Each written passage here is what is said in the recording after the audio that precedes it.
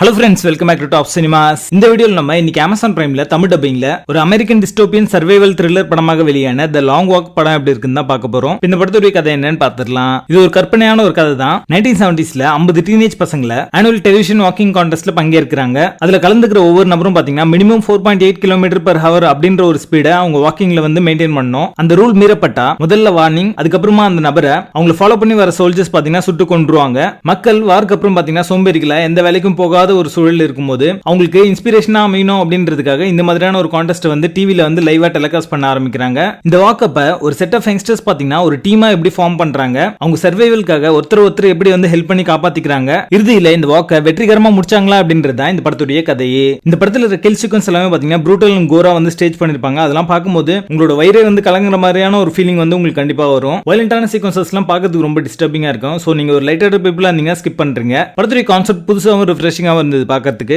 படத்துடைய ஃபர்ஸ்ட் ஆக்ட்ல பாத்தீங்கன்னா இது ஒரு அவார்ட் மூவி, ஏதோ மிலிட்டரி சம்பந்தப்பட்ட படம் அப்படிங்கிற மாதிரி ஒரு மெலோ டிராமா அப்படின்ற ஒரு ஃபீல்ல போயிட்டு இருக்கும்போது அந்த முதல் கில் அப்படின்றது நடக்கும்போது ஆஹா இது ஒரு வேற மாதிரி படம் போல இருக்கே அப்படின்ற ஒரு ஃபீல் வந்து உங்களுக்கு அது தரும். அந்த சீனுக்கு அப்புறம் பாத்தீங்கன்னா டென்ஷன் பில்டிங் அப்படின்றது கடைசி வரைக்கும் வந்து மெயின்டைன் பண்ணிருப்பாங்க. சினிமாட்டோகிராஃபி பாத்தீங்கன்னா ரொம்ப நல்லாவே பண்ணிருக்காங்க. அந்த ட்ராக்கிங் ஷாட் எல்லாமே பாத்தீங்கன்னா அவங்க கூட சேர்ந்து நம்மளும் நடக்கிறோம் அப்படின்ற ஒரு ஃபீலை வந்து படம் முழுக்கவே தரும். படத்துல 90% பாத்தீங்கன்னா வாக்கிங் சீக்வன்ஸ் மட்டும் தான் இருக்கும். ட்ராக்கிங் ஷாட் தான் வந்து படம் முழுக்கவே எடுத்திருப்பாங்க. அந்த ட்ராக்கிங் ஷாட்ல அவங்க வந்து கேரக்டர்ஸ் எல்லாரும் என்ன பேசுறாங்க, அது மூலமா அவங்களோட பேக் ஸ்டோரி எல்லாத்தையும் வந்து ரொம்ப நல்லாவே சொல்லிருப்பாங்க. இதனாலேயே பாத்தீங்கன்னா எல்லா கேரக்டர்ஸுமே நம்மளுக்கு கனெக்ட் ஆகுது. அவங்களோட கிலோமீட்டர் அப்படின்றது அதிகமாக அவங்க எந்த மாதிரியான கஷ்டங்கள்லாம் படுறாங்க அப்படின்றதையும் அவங்க எப்படியாவது வந்து சர்வே ஆகணும் அப்படின்ற ஒரு தாட் பாத்தீங்கன்னா ஆடியன்ஸ்க்கும் இருக்கிற மாதிரி விட்டு போயிருப்பாங்க. அது இந்த படத்துக்கான பிளஸ்ஸா அமைஞ்சிருக்கு. ரேமண்ட் ரோல்ல நடிச்ச கூப்பர் ஹாஃப்மேன் பாத்தீங்கன்னா ஒரு பினாமினல் பெர்ஃபார்மன்ஸ் இந்த படத்துல கொடுத்திருக்காரு. அவர் எதுக்காக இந்த வாக்கிங் கான்டெஸ்ட்ல கலந்துக்கிட்டாரு, அதில் வின் பண்ணா அவர் என்ன பண்ணுவார் அப்படின்றத அவர் சொன்னதுக்கு அப்புறமா ரொம்ப டச்சிங்கா இருக்கும் அது பார்க்கிறதுக்கு. இதே மாதிரி ஒவ்வொரு கேரக்டருக்கும் என்ன மோட்டிவேஷன் அப்படின்றத ரொம்ப நல்லாவே சொல்லியிருப்பாங்க. அடுத்தது பீட்டர் ரோல்ல நடிச்ச டேவிட் ஜான்சனும் பாத்தீங்கன்னா ரொம்ப நல்லாவே நடிச்சிருக்காரு ஒரு சப்போர்ட்டிங் ரோல்ல.